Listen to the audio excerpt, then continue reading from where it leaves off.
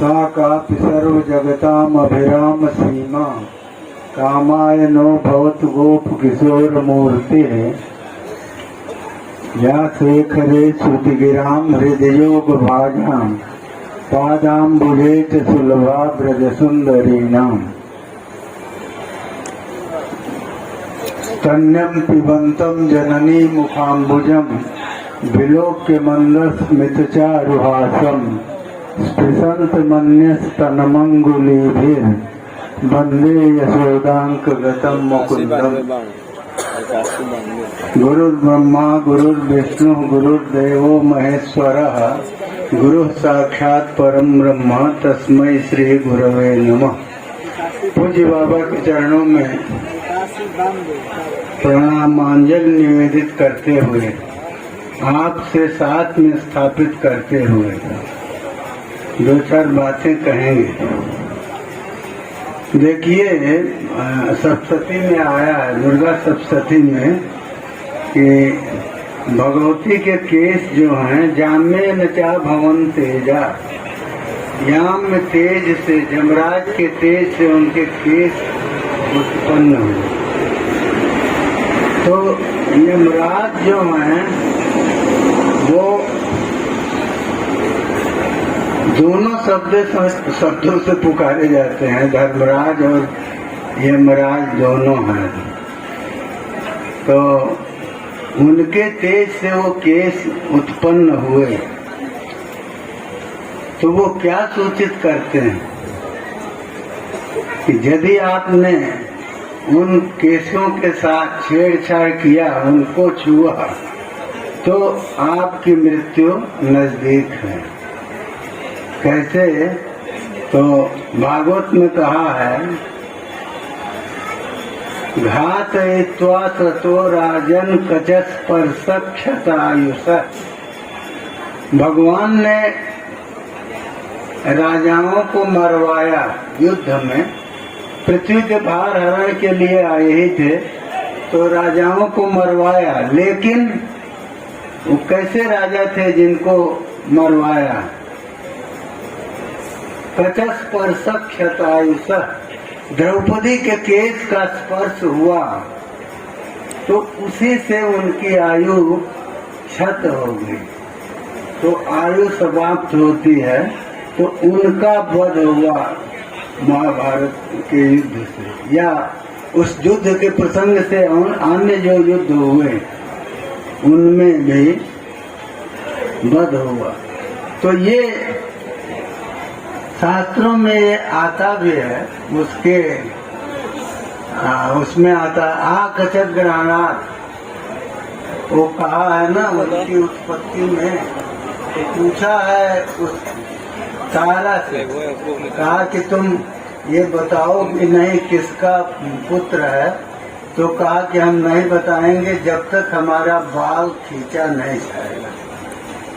तो ये कच है, कच का अर्थ क्या होता है? बंधन। कच काची दीप्ति बंधन यो धातु है, तो कच का अर्थ है बंधन। तो ये बंधन किसका करता है? पापों का। वो पाप जो है सिर पर स्थित रहते हैं। तो पुरुष जो मुंडन आदि कराते हैं, या स्त्रियों का भी तीर्थ में मुंडन का विधान है, तो उससे वहाँ स्थित जो पाप हैं वो निकल जाते हैं। अब आप ये कहेंगे कि ये कैसे होगा कि सिर पर जो है बाल में पाप रहे, तो कौन कहाँ रहेगा, किस क्रिया से पुण्य होगा, किस क्रिया से पाप होगा, इसको तो शास्त्र ही बताता है। इसके अलावा कोई रास्ता नहीं। अब आप ये कहने लगे कि गाय का मूत्र पवित्र है तो मनुष्य का भी मूत्र पवित्र है, तो इस तर्क से पवित्रता को नहीं जाना जाए। तो ये पवित्रता या जितने भी सूक्ष्म धर्म हैं वो आर्ष दृष्टि से जाने जाते हैं। इसीलिए लिखा है, अतीन्द्रियान असंवेद्यान पश्यन्त्यार्षेण चक्षुषा जे भावान वचनम तेसाम नानुमाने न बाध्यते। जो लोग अतीन्द्रिय माने इंद्रियों से जो जाने नहीं जा सकते और जो असंवेद्य है, जिनका किसी भी तरह से प्रयास करके हम अच्छी तरह से ज्ञान नहीं कर सकते, उन सभी चीजों को हम आर्ष चक्षु से देखते हैं। पश्यन्ति आर्षेण चक्षुषा। तो आर्ष चक्षु क्या है? ऋषि की चक्षु। ऋषि कौन है? ज्ञानवान। इसीलिए दिया ने ऋषयो मंत्र दृष्टार।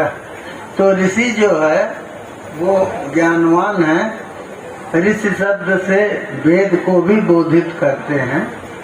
तो इसलिए जो लोग अतीन्द्रिय और असंवेद्य अर्थों को देख रहे हैं, मतलब क्या हुआ कि जिन चीजों को हम नग्न आंखों से नहीं देख पा रहे हैं, उन चीजों को जो लोग आर्ष चक्षु से देख रहे हैं, उनके वचन का हम केवल अनुमान से बाध नहीं कर सकते। ये नहीं कर सकते कि ये अनुमान क्या होता है। एक चीज को देख के दूसरी चीज का अंदाजा कर लेना, यही अनुमान है। तो वो अंदाजा तो हम करेंगे, लेकिन वो सही होगा नहीं होगा तो उसमें तो बहुत विचार करना पड़ेगा।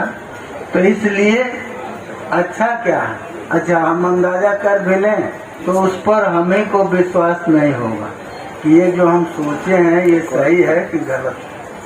और जब हम किसी महापुरुष से उसको जान लेते हैं तो हम फिर हमको निस्संदेह हो वो ज्ञान होता है जिसमें संदेह नहीं होता, संदेह रहित होता। तो ये जरूरी है कि हम आर्ष चक्षु को प्राप्त करने का प्रयास करें। और यदि नहीं आर्ष चक्षु मिलती है, तब तक जो लोग आर्ष चक्षु संपन्न हैं, जो लोग दिव्य ज्ञान संपन्न हैं, उनकी बातों के अनुसार हम चलें। और ये प्रयास हमेशा करें कि हम हमेशा दूसरों को सम्मान दें। और उससे होगा क्या कि तभी आपको भी दूसरे सम्मान देंगे। इसीलिए भक्त के लक्षण में लिखा है ना, अमानी मान दो मान्य, विष्णु सहस्त्र नाम है।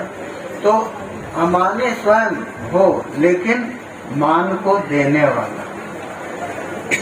तो भगवान तो मान देते हैं और मान का खंडन भी करते हैं। मानद का दोनों अर्थ है। जैसे धनत जो है वो जितने जितने शब्दों के अंत में द है, उनका दोनों अर्थ हो जाता है। धनद धन देने वाला, धनद मन धन को खंडित करने वाला, ये दोनों होगा। तो इसलिए अब भगवान मानद तो हैं, सही माने में वही है। हम लोग मान देने वाले तो हो सकते हैं, लेकिन मान का खंडन करने वाले नहीं होते।